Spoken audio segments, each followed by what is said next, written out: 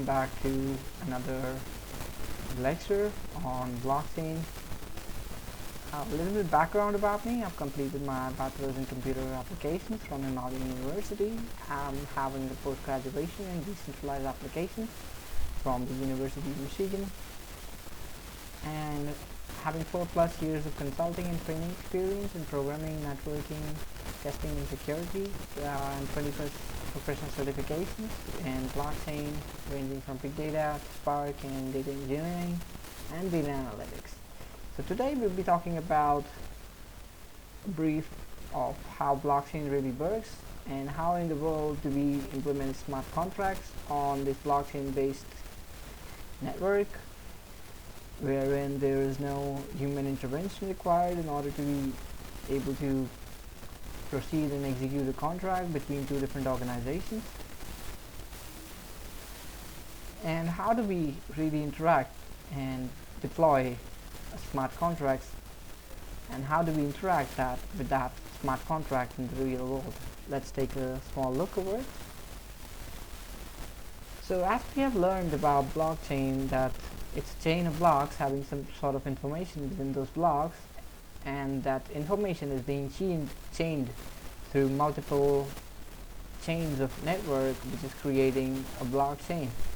Now what if on those multiple chains of network you are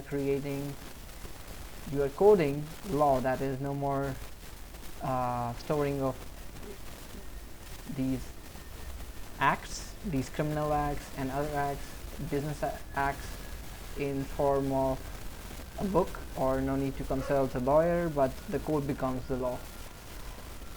That is, if you don't pay your insurance on time, you will automatically be billed for your taxes, for your service charge or surcharge, or if you don't pay your income tax on time, you will automatically be levied some penalty and taxes.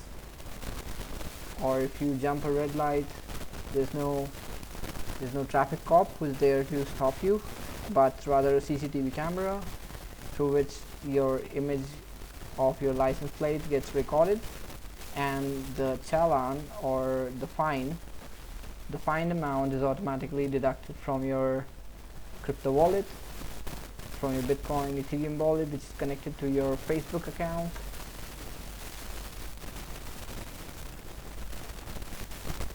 But what are some of the features which we can analyze over here? That this could replace the traditional contracts in the blockchain context. That is, you don't have to worry about the organizations having such lengthy paperwork that is stored somewhere, maybe on a piece of paper or in a legal binding contract with the government. Here, this is an autonomous and authority-less program, wherein there is no central authority, there is no government over here, but it's an authority-less autonomous program that directly control these numerical securities and digital assets based upon these mutually agreed terms.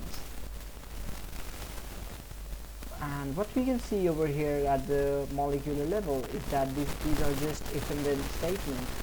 That if the person jumps the red light, then what you do is, during the red light is red, using an AI algorithm, you can just take in the license plate number, then after taking the license plate number, you verify that license plate number with the name of the person, and then integrate his Facebook or Aadhaar linked account, and with that account you automatically deduct the fine or the fee for jumping the red light.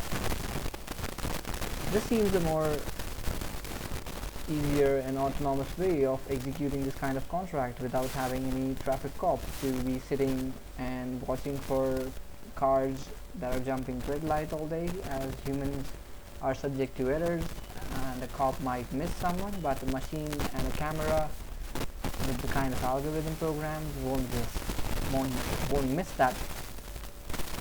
So it has an owner and a life cycle. That is, there is no authority, but there is a person, there is a network that is owning this, And in case of an organization, this has the owner, that is the organization itself, or between, let's say, the Amazon product seller and the buyer. So it's the buyer here who is the owner of this kind of contract. He has the permission to cancel this contract or cancel his Amazon order, his Amazon products, maybe some clothes, maybe some dental products, maybe some toothpaste, or whatever that he or she has ordered through this decentralized blockchain-based marketplace. And these are executed on a cryptocurrency based virtual machine, which is Ethereum virtual machine here in our case. But this sounds really good, and as if even too good to be true, that if you could just integrate artificial intelligence with blockchain, there might be a solution for almost like every task, from logistics to, let's say, labor monitoring at the legal estate or building facility, construction facility. And that could also well be automated with robots and machines and blockchain based algorithms to keep an account of it in real time, and it could show us the progress over the blockchain network of how much the building has been, how much the real estate project has been accomplished without any need of human intervention. Using robots, you can construct, or a 3D based kind of printer wherein you create a map, and after that map is being executed. Like these days there are 3D printed homes which are being created. Just an idea here, let's say 3D home printing.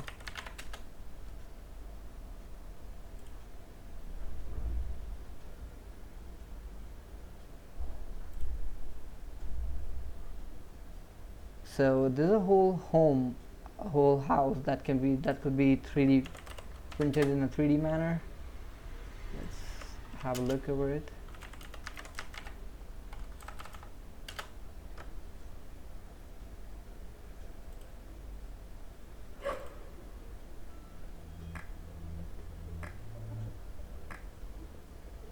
The idea of 3D printing our buildings is nothing new.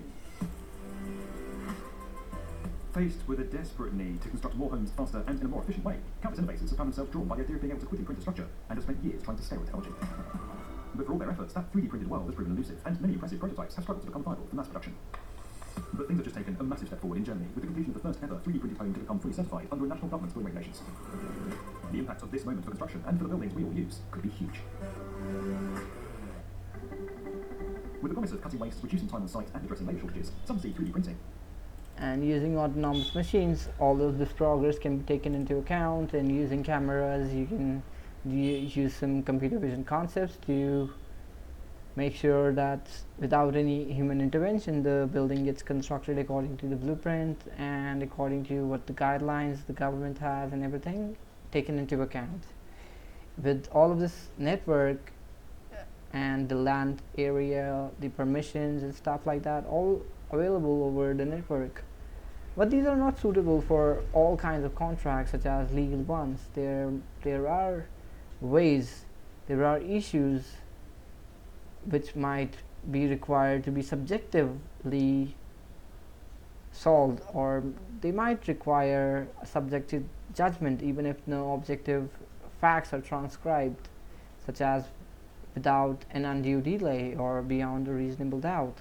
Taking an example of that Amazon order which we were talking about, like supposedly some buyer received some products in, let's say, without packaging, and during the return the automated drone is not accepting the return because it arrived, because return are not possible without original tags or packaging. But just an example of how this could be. Or maybe the Amazon pickup or return delivery guy is not able to pick up your here returned because it has not arrived to him in original tags and packaging.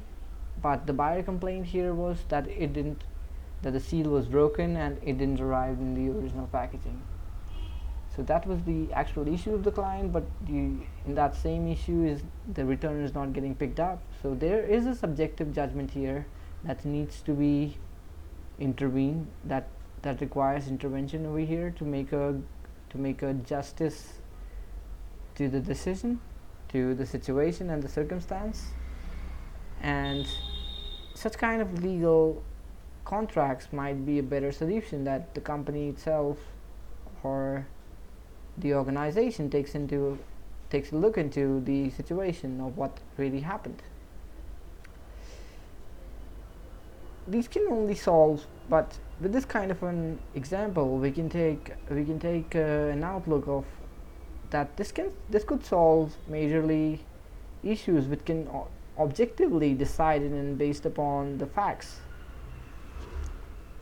but not for all situations. But yeah, considering that this could be the future for homemaking, for supply chain management, for filing your taxes, for property management, and for the insurance claims, which we just discussed, that if you didn't file your insurance claim, or maybe for the insurance company to have better claims, they could install some sensors into your car, and using those information from that self-driving autonomous driving vehicle, you could have information of sensors like the engine oil, or like the tire pressure and everything, or maybe how many kilometers it has run, maybe it's a due for insurance, it's due for service now, something like that. Lots of things, lots of applications could be implemented and deployed using this very interesting and very beneficial kind of concept, which we'll be seeing in much more detail in our practical lecture. But then the question comes, how do we create a smart contract, how do we execute a smart contract, and how do we interact with it? So the smart contract really works in Solidity. Here Solidity is a language that is created on Ethereum blockchain, and some of the examples of these integrated development environment are Remix, which is JavaScript virtual machine. There's a test RPC network using which we can send some test coins, just so that we don't end up spending real cash for testing our software development code. And there's a bytecode, which is an application binary interface which lets us convert our code into a binary computer language, which is understood by the computer and the blockchain network, so that in case there's an update in Solidity, or Solidity goes through an upgrade, still you have the raw bytecode through which the computer language can understand that what were you actually trying to say. So we can think of this as maybe say an interpreter, like say maybe like let's say that this is an English guy. Let's say here this is a translator, and this is the interpreter, and this translator understands only English. Let's type ENG. But then a new translator comes who says, okay, I know French. Now how would the already executed contracts be completed that are still in progress, or maybe some other contracts which were based on the previous contracts? How would that be handled now? So Solidity takes care of that by converting our code into bytecode and application binary interface, and then deploying it to the contract address. So that is how it takes care of this life cycle. And these are not self-executable. These require an external call to be executed. Otherwise, the pending one calls of its implemented functions. Once it is executed, the transaction resulting from the execution are transcribed on the blockchain, like we were just discussing, that each and every transaction will be publicly visible, like where did the PM Care Modi fund actually went from the blockchain, from their account, where did they actually spend that political money which they promised was for donation purposes or for social or let's say economic welfare. Did it actually happen? So you can take a public outlook over every transaction, each and every transaction. Like let's open etherscan.io. Here virtually there are all the transactions which have happened. Let's click on an address. Now we are here on an Ethereum address, and here we can see all of the transactions which have happened over this Ethereum network, over this Ethereum address.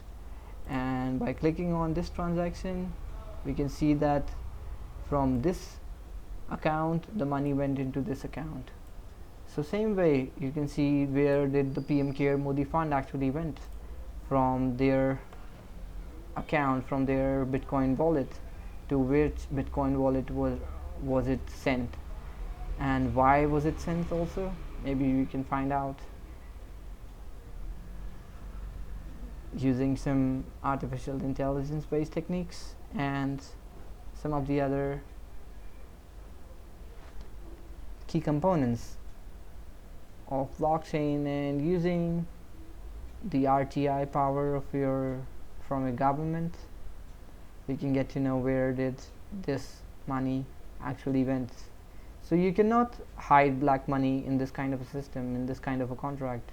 This is just like a judge could be bribed, cases could be bribed, but code cannot be bribed, a robot cannot be bribed.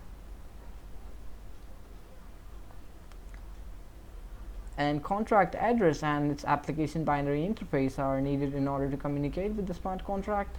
And the smart contract execution can be launched by a human, that is a private key account, or the Amazon customer, or by a smart contract like a public key account, which is automatically called. Let's say every year you're supposed to pay some amount of loan, your EMI, so it automatically gets triggered at certain point of the year.